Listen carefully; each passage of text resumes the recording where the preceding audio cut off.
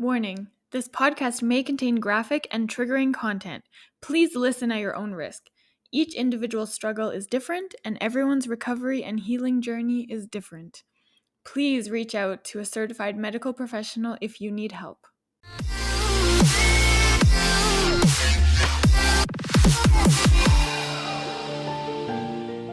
Welcome to episode 34 of Stomp the Stigma, the podcast aimed to fight the stigma surrounding mental health through education, awareness, experiences, stories, resources, and the vulnerable truth.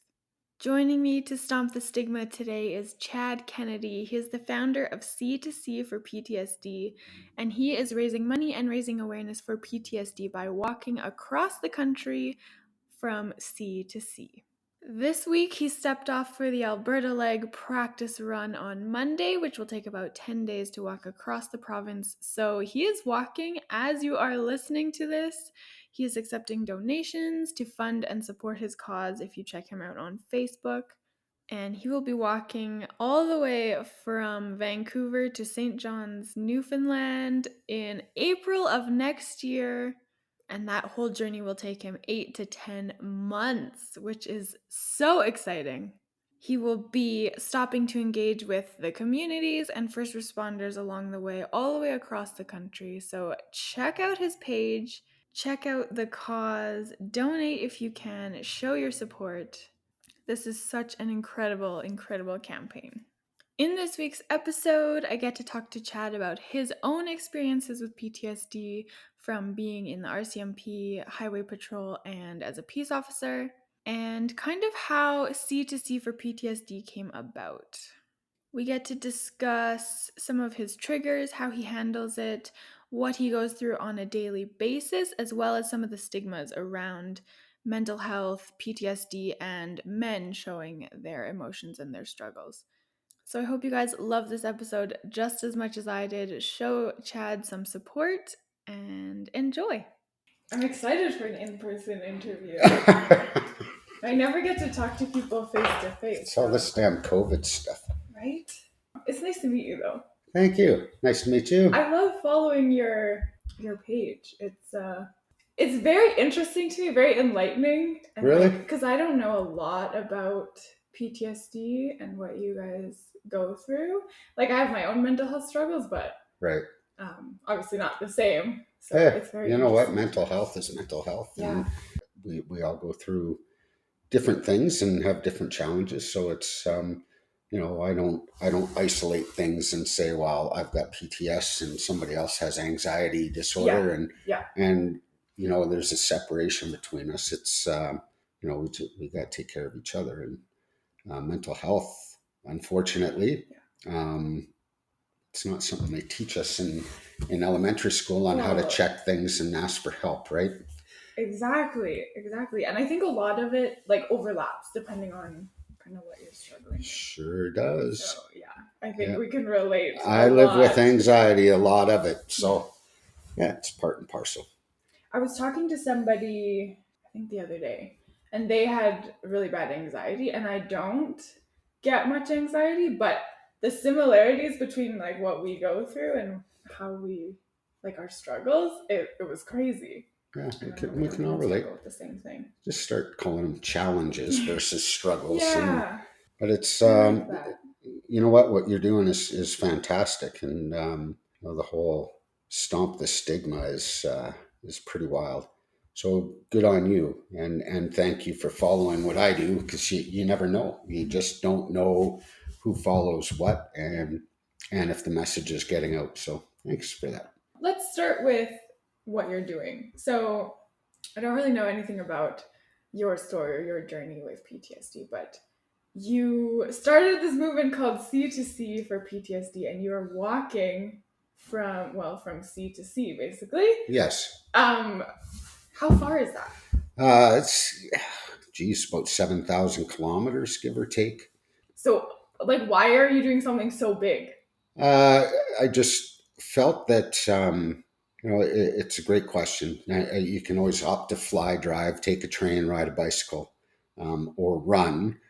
I felt by walking across the country, it would allow me to engage individuals at a human pace, which is, that walking pace where we can stop and smell the flowers, or you have time for a high five or have a conversation with somebody. Driving from community to community, sure, there's the engagement, but to me, it's not 100% human. We were dropped off here to walk, perhaps run. My legs and back don't allow me to run anymore. But yeah, I just thought it'd be a great way, A, to see the country, B, for my self healing, with my post traumatic stress, and C, just engage with other human beings. I like that. I like that a lot. And just being able to interact with, I guess, people across the country rather than if you were doing, say, a 10K walk or something right here, Right. then you would only interact with people That's right. around here. And people should know, if they don't already, a lot of times we feel very alone with our post traumatic stress, whether we've isolated ourselves or we feel that others have isolated us, or removed us from their circle. So it's not just a Calgary thing. It's not an Alberta thing. It's not just a Canada thing. And I find through people that are following our cause on social media, it's international. It's there's Canada, the U.S., and 8 other countries where people are following what we're doing with the C2C movement. So it's kind of cool, but there's no borders. Post traumatic stress, any mental injury or illness, there's no borders. Yeah. We're all just human beings. Yeah, I was just going to say that. That's so true. Like, we don't have to be able to communicate or talk to each other, but we can still understand like what each other's going through. Exactly. Go through the same things. Exactly. It's like an international language, I guess. It's when you battle with mental injuries, there's no language, human language, I find, that you can associate to what is going on in our heads. Yeah. So if we can put a human face to it, it's just basically human beings looking in the mirror and saying, this is what mental health looks like. This is what it's all about. It's a human thing. Mm-hmm. So are you raising money or are you just raising awareness? So the primary goal is to raise awareness, and get people starting conversations about mental health. For me, it's representing emergency services and the military communities, but just starting a conversation. And any funds that we do raise, as we cross the country, will go right back into helping those people who need help the most. Mm-hmm. So, yeah, it's just a way to help others. We all know that financially, a lot of extra care outside of the mental health world costs money. Yeah. And our benefits and our governments aren't covering what we actually need.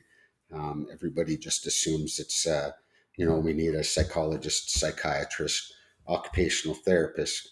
But at the end of the day, it might be something as simple as just getting to the outdoors and disconnecting from what's going on around us, and reconnecting with Mother Nature, or it's hanging out with the horses, the equine therapy, or hanging out with puppy dogs.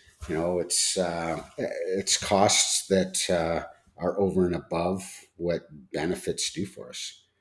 So really, it's a way to raise some funds and help those who might not be able to afford what we actually need in life. So when are you starting?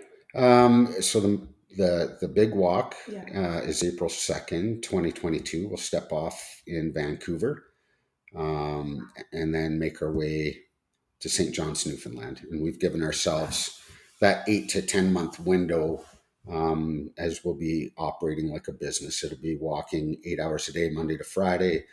Fridays, with all hope, we'll be entering communities where we can hook up with the emergency service folks or military personnel or veterans, and just have a conversation and just start talking to one another and communicating what our challenges are, and not be afraid to share those stories. So it's It's going to be an adventure. That's amazing. Really stoked. And this coming up Monday, the 13th, we'll start our Alberta walk from the BC border to Saskatchewan border, and that'll take, I'm hoping, 10 days. But it's basically just a prelim walk, a practice walk, if you will, to see what kind of problems we'll encounter when we do the whole country. Mm-hmm. Are you planning on doing a practice for each province, or just... No, I, I wish I had the time to do it. No, this will just be the Alberta leg. Yeah, being as Alberta is home base, and the support we have here, with friends, followers, and the mental health advocates that we have here in Alberta. It's just figured this would be a great place to fly the colors and get the support of the rest of the province behind us. Oh, absolutely, yeah. So you have your route all planned out for the big walk already? For the most part, I guaranteed from Vancouver to Ontario. From Ontario east, our logistics team is working on finalizing that route. Wow. So it's like a surprise. Yeah. Yeah, I like surprises. How far will you go each day? The goal is 40 kilometers a day. Obviously, we'll face challenges, especially coming through the Rocky Mountains, where there's a lot of steep inclines, and the weather we're going to face, and the weather challenges, that can hit us in any province at any time. So the goal is 40 kilometers a day. For the mountainous parts, I would hope at least 25 kilometers a day. But at the end of the walking week, we're hoping at least 200 kilometers a week. Oh my gosh, that's a lot. I don't know how you're going to do that for 8 or 10 months. We get our down you. days on Good Saturdays for and you. Sundays. Yeah, we'll rest and recovery. Yeah. So that's going to require a lot of training. I've been doing a lot of training. Yeah. When did you start? I announced C2C for PTSD back in August of last summer, I think August 5th. And then August 9th, I finally got my ass off the couch and grabbed a brand new pair of sneakers and went for my first walk. So now I'm out there at least 5 days a week, putting on kilometers and getting used to it. And so far, so good. No injuries. I've had my battles with blisters but it's finding the right tools to do the walk. So a lot of K tape, finding the right insoles for shoes, finding the right shoes, and so I think I've got the blister battle beat. I've got the footwear that I want. I'm actually in the process of breaking in 2 pairs of shoes now for the Alberta walk. So yeah, it's just a walk. It's just a walk. It just seems like a lot, but I put my earbuds in and get out to the river valley through Calgary and just go for a walk. So for training, is it just walking that you're doing? I do core body exercises. Strengthen my core and my back, and then with that, a lot of stretches. I'm getting to the point in life where going to the gym just not my thing anymore. And I think I've earned that. It's not about going to the gym. It's trying to keep everything as normal as possible. You know what? I'm just a guy, and as a guy, outside of my exercising, there's the couch potato time. There's enjoying rum, beer, but it's just keeping everything casual. I think would be the best way to put it. I'm not out there to be Superman. I'm just a guy out for a walk. Yeah, I love that.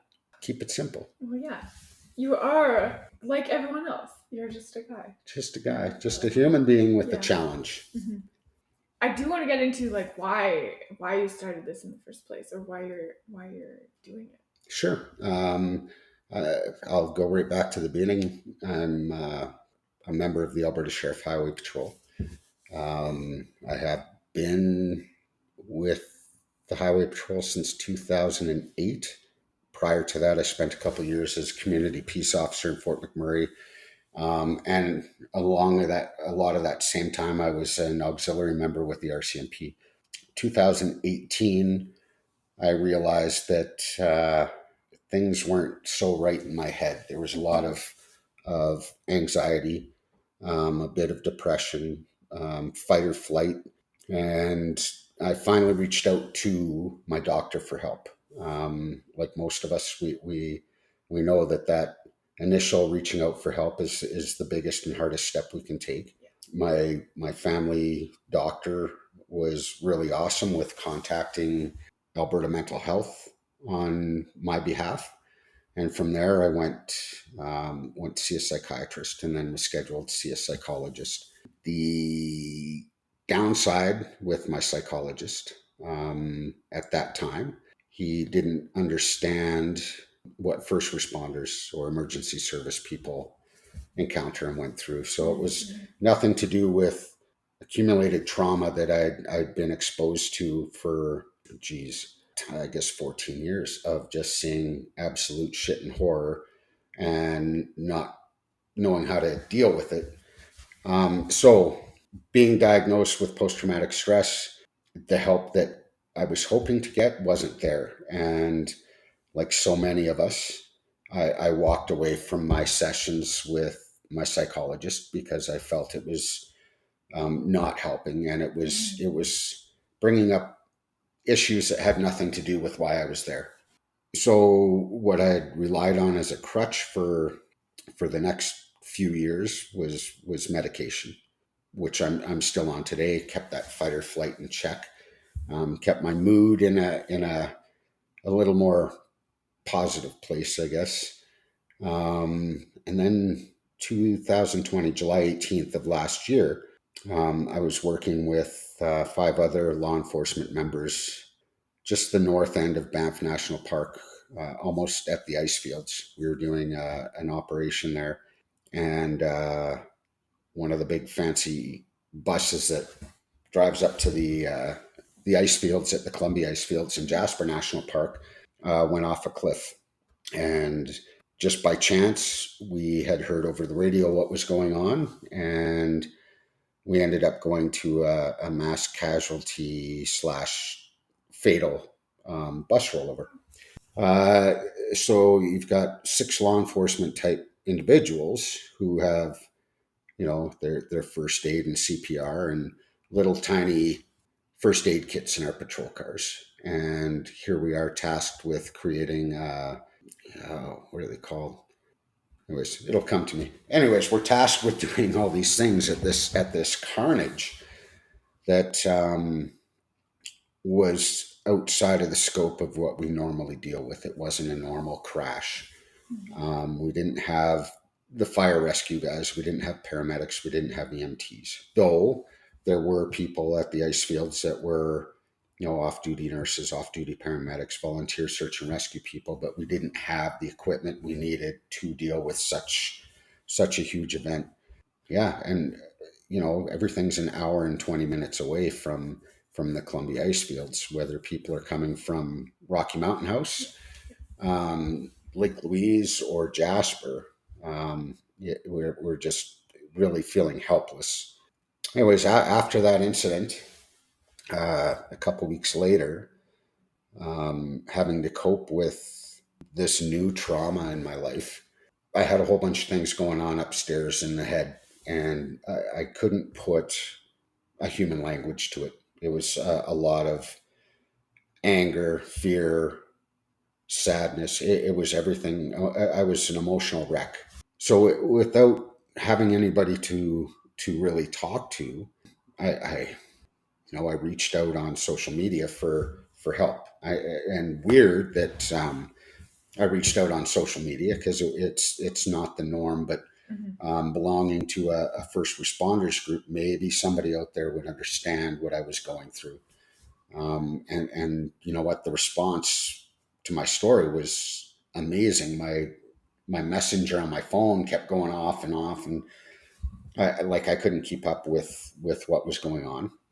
An individual did reach out to me, and for the lack of better term, saved me. And I thought, man, here's this stranger that's stepping up to the plate, reaching out and offering me help. How can I do that for somebody that is lost and needs help? Yeah.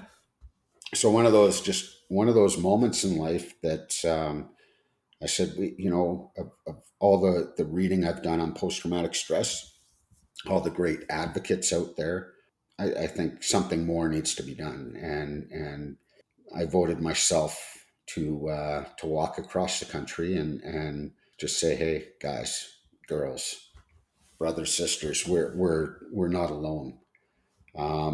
So that was genuinely shot out on social media saying, hey, who's interested in doing this walk? Let's call it C2C for PTSD. And from there it started. So it's one of those things I could have retracted that statement on social media.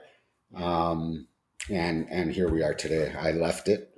I've got a great team built up across the country that are working for, the sponsorship team. I've got the logistics team. I've got everybody in between, people who are helping out in every aspect, and the people that will accompany me across the country. So it's, from something so bad came something so good. Mm-hmm. Now, I must say, after being saved, stuff still wasn't right in my head. And I started avoiding motor vehicle collisions.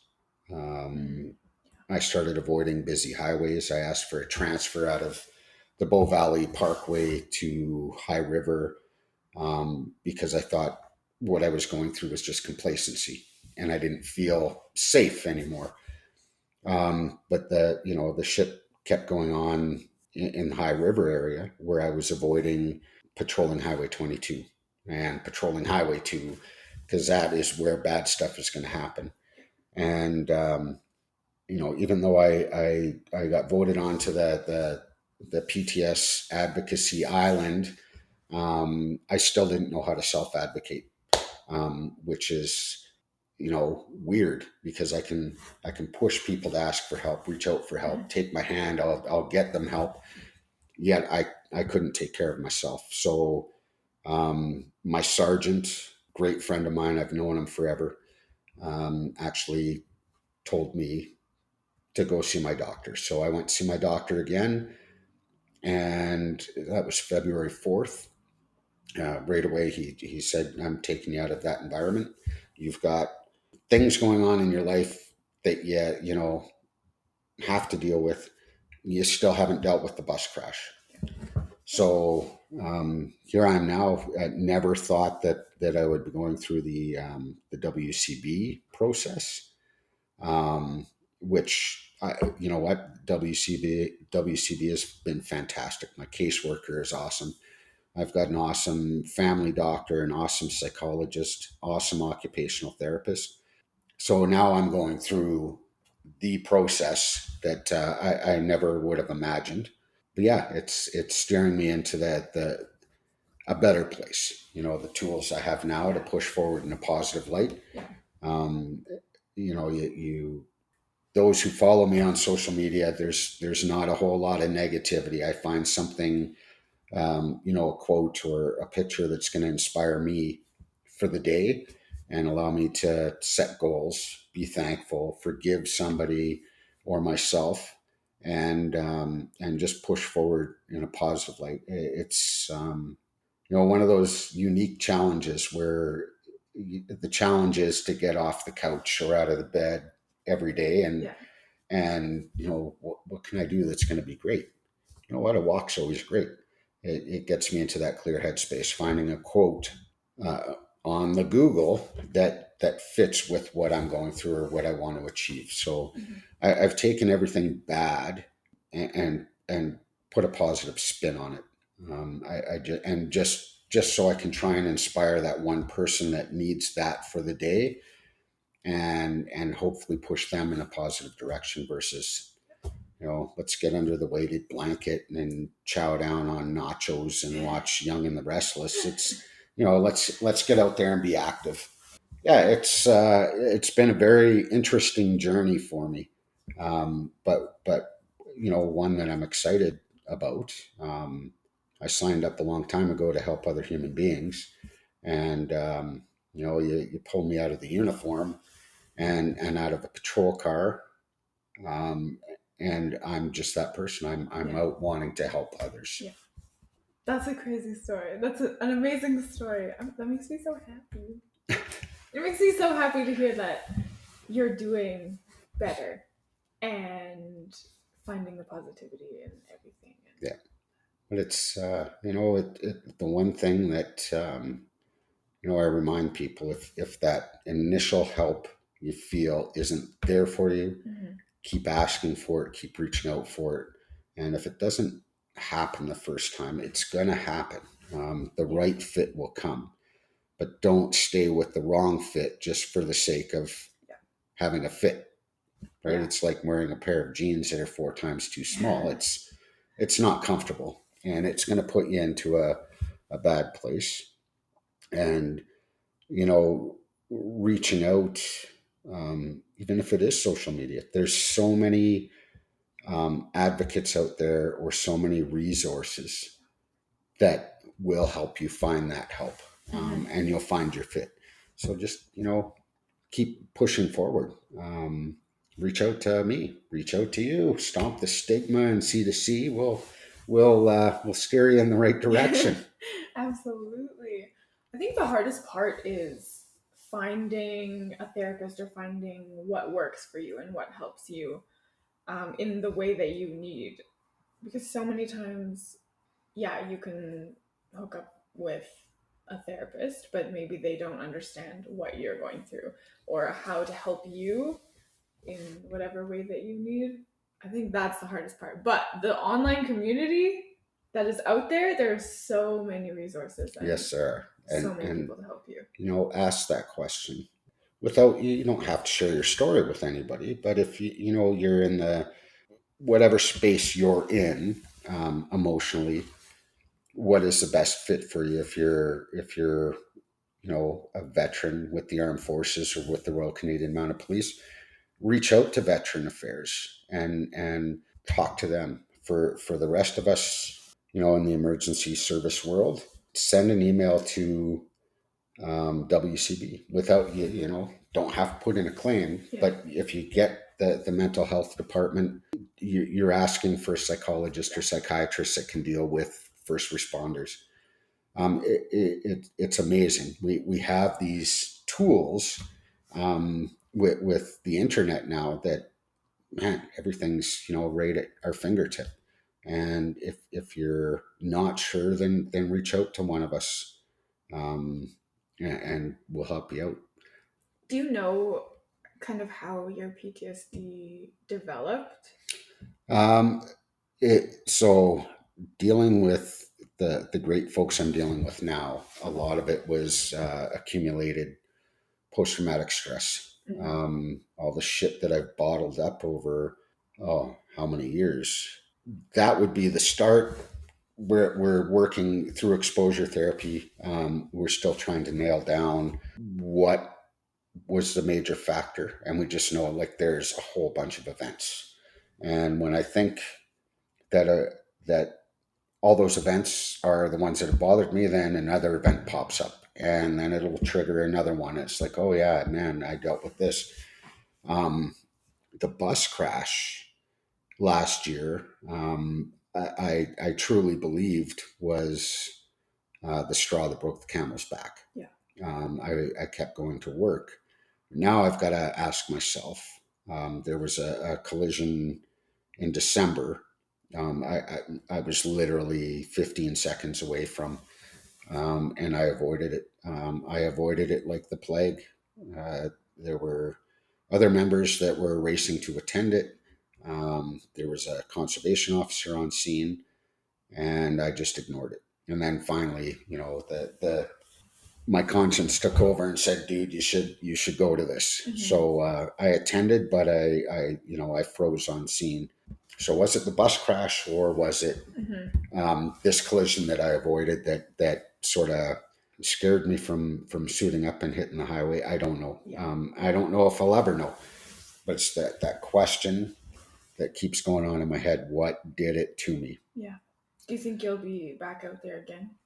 Uh, that I don't know. Um, Would you like to?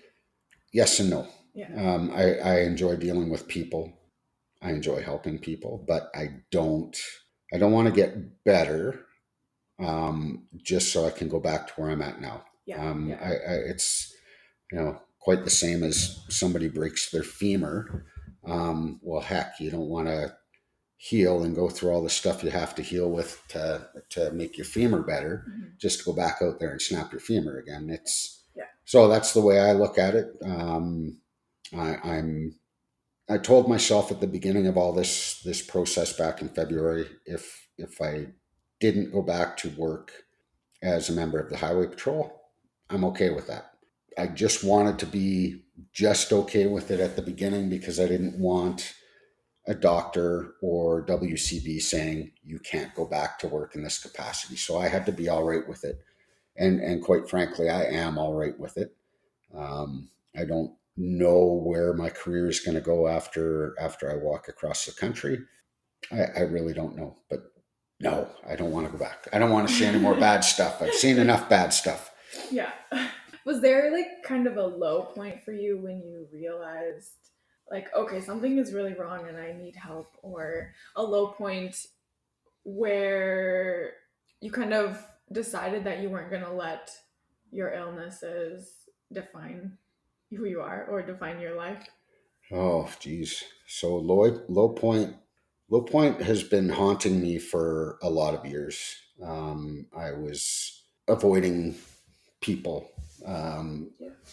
I guess we a lot of times we feel so alone. We have a tight circle, but even with that tight circle, you feel alone. I keep trying to process: is it because I chose to be alone and I push people away and I don't reach out to them, or is it everybody has pushed me away because I'm in such a dark place?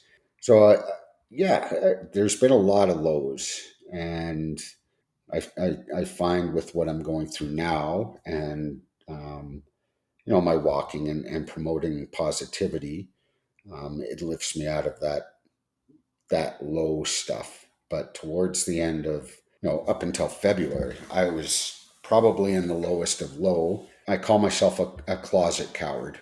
I've never thought of suicide, but I can tell you there are plenty of times where I've sat and thought about, geez, how bad would it be if I was hit by a vehicle while standing on the side of the road? How bad would it be if there's the death scenarios, and you think, man, would the world be a better place without me? I don't feel loved, and probably because I didn't love myself. Thankfully, I was never that guy that could pull the trigger or jump off a bridge myself. So yeah, the lows. Yeah. Oh yeah, I've been through those, and it's been a long time since I've had that type of feeling. Thankfully, much better place now. I'm the exact same way. I think about death, I guess, a lot. And like what would happen if I just crossed the center line and drove into oncoming traffic, or all of these different scenarios, and what would happen? Would it really make a difference if something happened to me? But yes, never been quite to that point Right. where I'm like ready to pull the trigger. I think Yeah. when we're in those low places, is we don't stop to realize that if we're not here tomorrow, Yeah. how many other lives we impact. Our parents, our brothers, our sisters, our friends. We have such a huge, it's like an upside down pyramid. Like, Yeah. we're up here, and geez, we have how many hundreds of people that would affect. And I think that's what stops me is, man, I'm loved, and people do give a shit.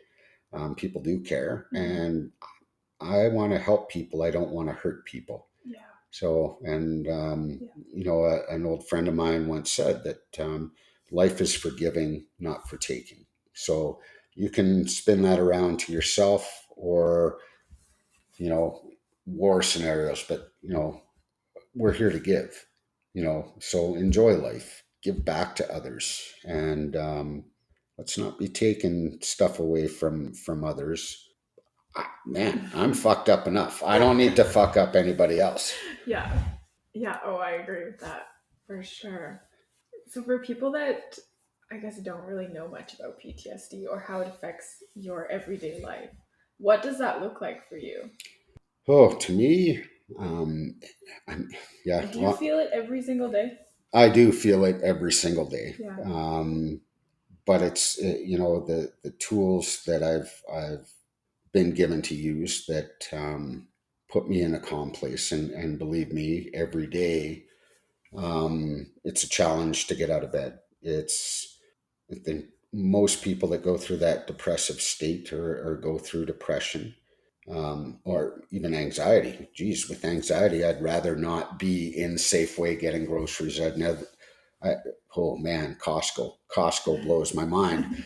Um, but with anxiety, staying away from busy places. With depression, I'd much rather just lay on the couch, eat my Doritos, and drink beer or rum. Yeah.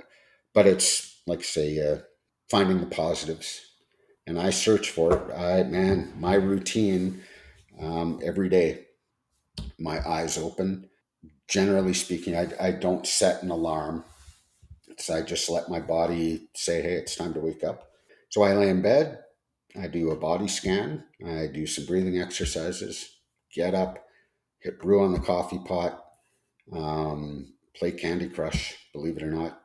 Candy Crush jelly, Candy Crush soda, Candy Crush. I play it all just for it's that a tool I've used even longer than being diagnosed with post traumatic stress. That's my quiet time in the morning. And then from there, it's searching for that one inspirational quote or motivational quote that's going to allow me to carry on with my day and go put on my walking shoes and get dressed and shave. I know it doesn't look like I'm having fun with the facial hair right now, but and go for my walk and then worry about any chores that I have to do, whether it's tidying up my apartment or going grocery shopping or yeah. So post traumatic stress for me is a very down thing. It sucks, but pull the good out of it and share a story and try to inspire others just to start talking.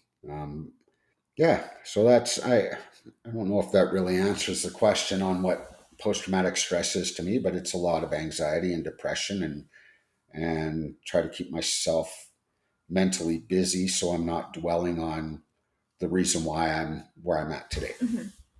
Do you ever get flashbacks to the events that you've seen? Yes, I do. Yeah. There'll be just random triggers. I could be driving down the road or doing a walk and somebody's face or a sound or a smell Yeah. will send me back to a scene. Nighttime, thankfully, I'm on a medication that blocks out the nightmare aspect of things. So I'm not getting the night terrors, from waking up with the sweats and a racing heartbeat. I think in the last since February, I've had one nightmare where I woke up, and if you've ever dealt with it, you know that waking up to soaking wet sheets and pillow is the worst thing to wake up to.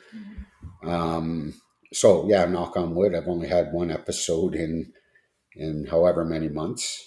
So yeah, thankfully I'm getting pretty good sleeps, but yeah, flashbacks, triggers happens quite often. Yeah. I was gonna ask you if you know what your triggers are.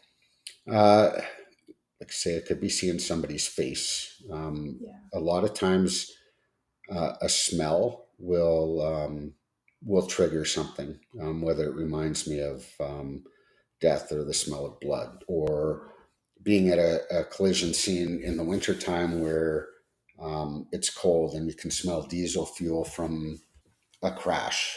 yeah, it's a horrible thing, but you know, we'll smell, see, and hear things in our careers that most people, it's just a thing, a normal everyday thing. But Mhm.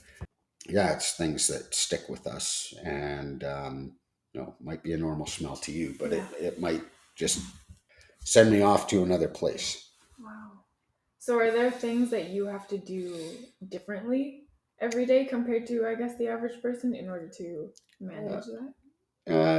it's knowing when to pull myself out of a situation. If I'm feeling anxious or angry, Yeah. is just stepping back to where it might be a little more calm, and you know what, just take a few breaths and get back to the task at hand. Which fortunately, you know, the upside of COVID is things have been pretty quiet. So going into Safeway hasn't been a battle. It's there's a lot of space to move around and avoid other people. The you know rush hour traffic in the city, I avoid it at all costs. But there's times where I encounter it, and there you know it's a lot of just turning off the music in my truck and just breathing. And it's all right, man. It's just, yeah, I'm going to be 2 minutes behind what I normally would. And yeah, it's a lot of checking myself. If I'm driving down the highway and I find things are getting a little nuts for me, I have no problem with just pulling off into a wide spot and just closing my eyes and breathing a bit. But everything else is, I think I function Mhm. like I should, Yeah. but it's just knowing to pull yourself out of a Yeah. situation or bad environment. Yeah. So when you're triggered or having a flashback or something like that, what helps you in that moment Oh, a lot of come times it's back? just stepping off to the side. When I'm out for my walks, Yeah. it's just stepping off to the side and or sitting if I can find a bench or a log and just taking a few breaths and you know get myself back into play and listen to some good music Yeah. and just carry on. But there's you know times where it's no a lot of times where I just start crying. It's you know what, it's okay to cry. It's my body's way of expelling that bad energy, and where I might not have cried about something 15 years ago, when that situation comes back to mind now, I'll cry about it. Kind of weird how the Mhm. brain works and stores things Yeah. in a filing cabinet. I like that you're so open about your struggles or kind of what you go through because I think especially for men there's such a stigma around showing emotions and showing that vulnerable side. Yeah, we've Like, evolved. Society has sort of pushed us into, you know, if you cry or if you show emotion for a certain event, you're weak and you're, yeah. let me be the one to say it. I'm sure others have said it, but man, it takes more strength. It makes you a stronger person to stand up and talk about your challenges than to hide it Mm-hmm. and I guess be afraid of what others are going to think of you. And you know, I just with my circle of friends and the conversations that I've struck up, I tell you, it's like 10% of the people that you talk to turn their back and walk the other way, Mm-hmm. and they might make comments behind your back, and you know what? For that 10%, you question, were they ever really a friend? How close are Yeah. they? And then you remind them, you know what, man, when you hit your darkest hour, I'm going to be right here to help you up. And you know what? That's people. And if we can just get rid of that nonsense that we have to worry about what others think about us. To me it's easy. Mm-hmm. You know, it took a lot of practice and a lot of work, but I figured, man, what have I got to lose? I'm going to talk about what's Exactly. going on, and just in that hope that I'm going to inspire one other person to join that conversation. Yeah. And then wham, wow, it's amazing how many people will actually jump into that conversation and talk about things that they haven't talked about ever in their career or in life. And all of a sudden they feel better. Man, I've been harboring that inside for so long. So, I really promote the fact that don't be ashamed of your story because you may inspire someone else. So, if we can just get everybody talking about shit, who cares? Who cares what the next person thinks? But know that you're going to find out who your actual circle of friends is. Exactly. Talking about it is not going to make it worse. No. But you could help even just one person, and then That's right. it's so worth Mission it. accomplished. It's, you wonder, it's the continuous thing. How do you ever measure on how many people have reached out because somebody shared their story? Yeah. You're never going to know. Yeah. You hope it's just one. And if each person was able to inspire just one more person, and before you know it, we're just going to break that stigma cycle. It's such a horrible word, but it's got to be broken at some point. Yeah. I say the same thing about the podcast. Sometimes I don't know if I'm helping anybody, but if I can help just one person, then I think it's so worth it. Absolutely. Yeah. Just got to take care of each other. Absolutely. Yeah. So I guess since you found this amazing supportive community, that's awesome. But has your post-traumatic stress affected any of your friendships or relationships at all? It has, yes, it has. It's affected a lot, and there's been a lot of rebuilding friendships and relationships. And it's there for the taking. The people that I've isolated myself from, and I put a lot of blame on myself. Most of the blame on myself. I forgive myself daily on the hurt that I've imposed amongst friends and loved ones. So there's the hard work that you've got to reach out to these people and have a conversation, and then you realize they didn't walk away from you, you pushed them away. So that's where my self-forgiveness comes. And I realized, man, forever and a day, I was trying to forgive everybody that wasn't there for me. Come back full circle and realize, well, they weren't there for me because I pushed them away. So I was trying to forgive them when really I should have forgiven myself. And then, reach out and try and rebuild friendships. But, as you're doing so, you have to be open to the most brutal, honest truth that those friends are going to give you is, you know what, you were in such a dark place, man. You had me scared. You hurt me. When you have another human being, a friend or a loved one saying, man, like, you hurt me. There's no worse feeling in the world.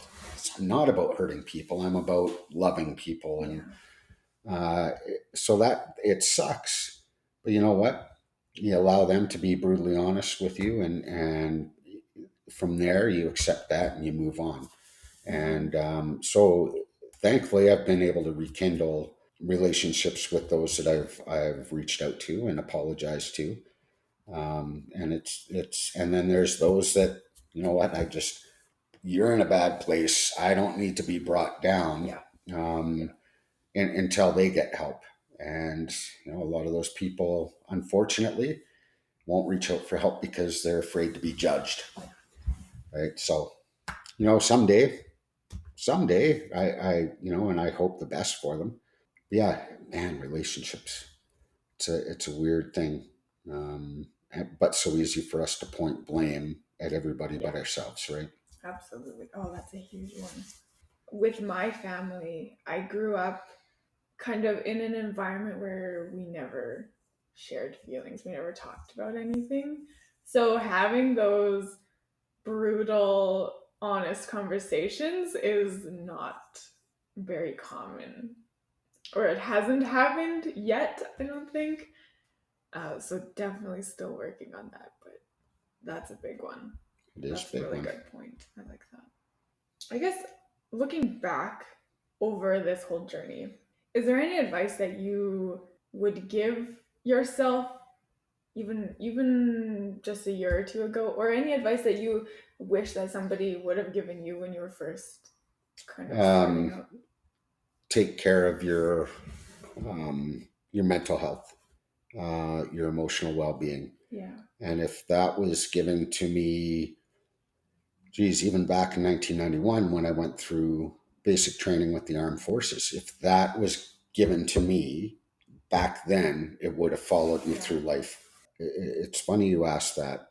Not really funny, rhetorically funny. It's so what I would like to see, and what the campaign would like to see, is those of us that are getting into the emergency service world or the military community, is before you give us a damn pair of boots to shine, or clothes to iron, or a frickin' textbook, give us 2 days of mental health talk, and Yeah. let us know here, getting into this career, what we are, the true horrors of what we may face. And post-traumatic stress is a reality.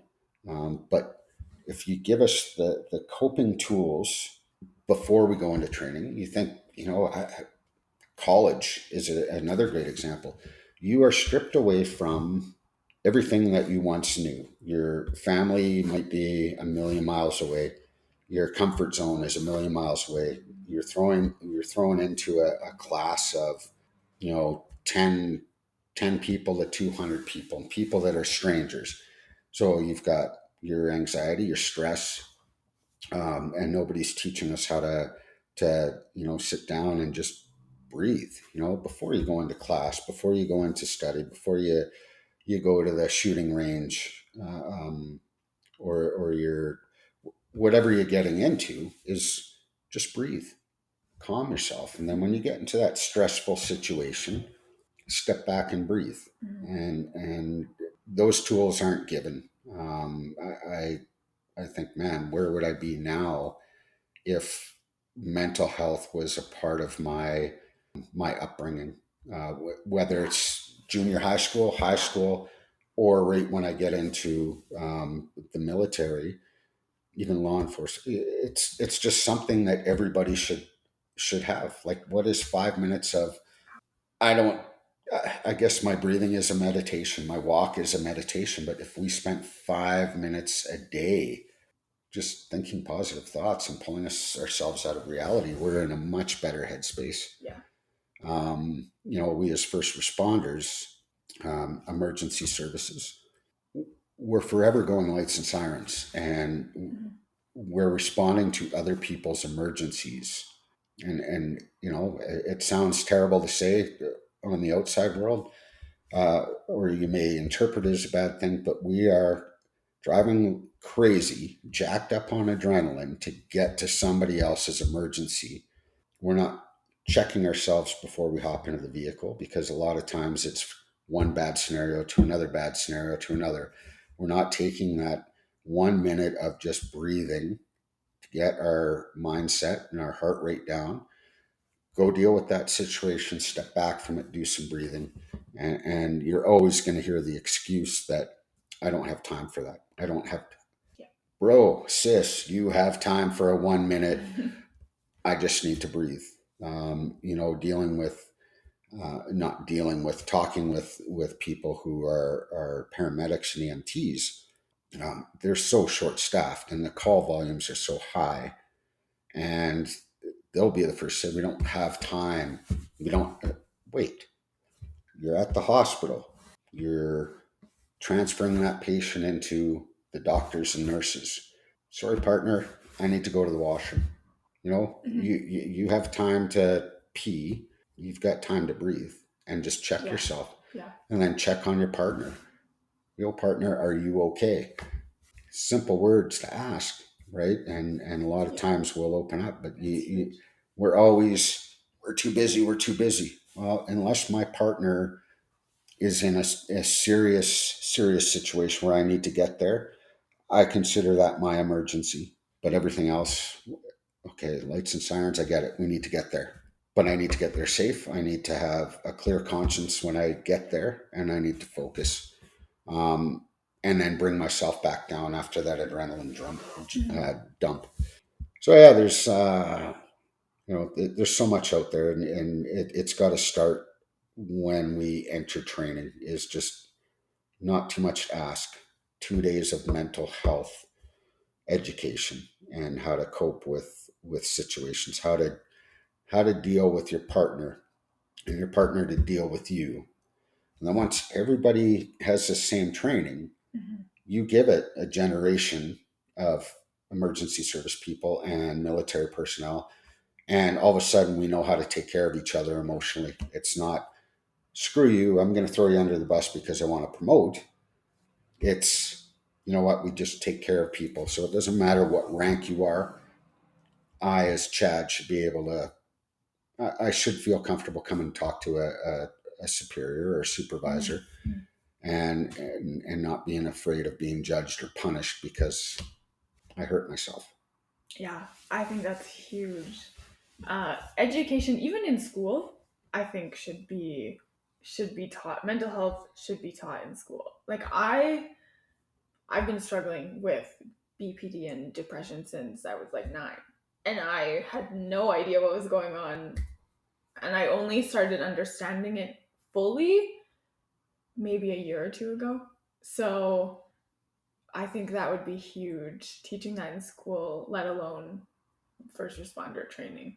I Yeah, mean, both would be it amazing. should start in our school system. Yeah. Why isn't it taught in kindergarten? We would eliminate the bullying, and then the bullying in schools. The schools are standing up and saying, we hate this bullying thing, we'll deal with it, but they don't deal with Yeah. it. And then social media plays a part in it, and we've got these, our youth that commit suicide because of this shit going on social media. It's harassment everywhere, but nobody's nobody's being proactive. We're all being reactive. Yeah. It's like what I'm going through now. Everything is reactive. Chad got hurt, so now, where this might have been prevented way back when, if I was given the tools, that's the proactive. Not everything reactive, and all these fantastic organizations that are either established or they're starting up to take care of the emergency service people and military folk and veterans, um, like that. It's millions and millions and millions across the country, billions of dollars of these setups to help us after the fact. Whereas, shit, if somebody realized something was wrong with me back in 2018, why didn't a supervisor or manager pluck me out of that environment and say, you know what, we're going to send you to this place for a week just to check on you, Yeah. get you to reset yourself, disconnect from everything that's going on, and let me talk to a psychologist instead. Well, he's here, he's at work, he's in his uniform, he must be all right. Yeah. So yeah, there's being a guy on the inside and seeing how it operates. And then, I'm on both sides of the fence. I'm thinking, wow, if somebody had given me the tools, if somebody had been watching out for me. So the vision, 5 to 10 years down the road, you as my partner out on the highway realize something's wrong. You can already communicate with me, because we don't, Yeah. there's no longer a stigma. Yeah. We just openly communicate, Chad, something's wrong with you. We're getting you help. We go see the sergeant. Yep. Out of here. Let's get you help. Not wait until, geez, I'm at the point now in life. Did all this bad shit happen to me in the middle of my career or the end of my career? I don't have an answer for that. Right. So it's a messed up world. We but we've got to be the change. Somebody has to be taking care of. Even though I'm an old dog, these next generations of kids coming into reality, it's like, man, why we should be taking care of them now. So 5 to 10 years down the road, people are just taking care of each other. Oh, that would be amazing. It would be I amazing. would love that. Dealing with it at the time versus waiting for it all to pile up and just, Yep, I don't know, explode, I guess. that's right. Yeah. So eliminate I call it an epidemic. We've got all these suicides that happen because of mental health. And so how many of them are preventable? I like to think they're all preventable, Yeah. but we're too afraid to communicate. It's shitty. It's shitty. My heart bleeds. Oh, yeah. I want to go back to your Instagram page, C2C for PTSD. I love what you're doing. I think starting every post with "I'm just a guy," I know we kind of touched on that already, but people forget that first responders and military and people in that kind of profession, we see them as heroes, but they're also normal people. That's right. And I think we forget about that a lot. Yes, we do. Yeah. There's most of us, that uniform is an extension of who we are. And I only say that, and it's unfortunate because there are people that wear uniforms for other reasons. And genuinely, most of us, it's about helping other people. That's why we sign up. I can tell you, it's definitely not for the paycheck. Yeah, what we face in the uniform, you like to think when that uniform comes off, it just the bad shit stays in the locker with our shirt and our pants at the end of the day, and it doesn't. We're human beings. It that shit comes home with us. A lot of times, it's really hard to check ourselves at the door before bringing that through the door to friends or family. Yeah, we when we call 911 and whether it's medical, fire, or police, you expect that person to show up in uniform and be tough and gung ho and, oh yeah, I'm a hero. You have no idea what we've dealt with 3 minutes before knocking on your door. Say, hey, we're here. Well, that's that sucks that your child's bicycle got stolen. Here's my card. See you later. And how do you feel? You feel like, oh man, like that police person really didn't give a shit about what was going on. Well, that police person might have just come from the most horrific thing they've ever witnessed. And instead of being plucked out of service after seeing such a thing, you're 12 seconds away from that address where that happens, so go deal with it and your call volume. And it's, same as our fire crews and paramedics and EMS or EMTs. We're coming from something that is an emergency, though somebody else's emergency, but we live with that, and we've got to continue working our shift. So there's more to the system, but yeah, that uniform is just an extension of who we are. We're human beings underneath that. So, you can hate what you're being or getting in trouble for by the police, but the uniform is the representation. It's don't take it out on the human. That's right. Got to dole out the punishment. It sucks, but we're people. Oh yeah. Oh yeah. So if people have more questions for you or want to reach out or want to support you on this journey and on your big walk, what is the best way for people to do that? People can reach out to me on Instagram and Facebook, C2C for PTSD, or check out the website. It's c2c4ptsd.ca, or on LinkedIn under Chad Kennedy. I just have one more question Okay. that I ask everybody that comes on the podcast. Okay. Is there a stigma or a misconception surrounding mental health that bothers you the most, or that you hear most often that isn't true? Uh, geez, the yeah, geez, It's that's hard to a narrow it it down to is. one, but I think that the most disappointing,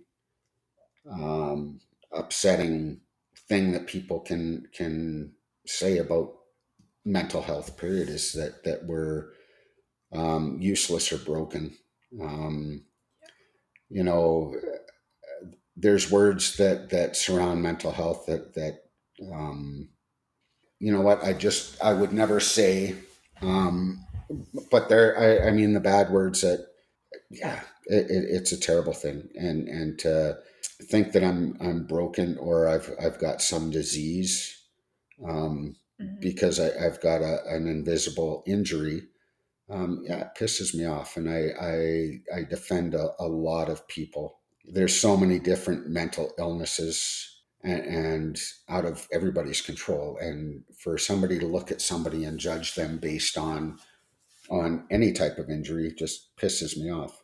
You know, we're a functioning part of society.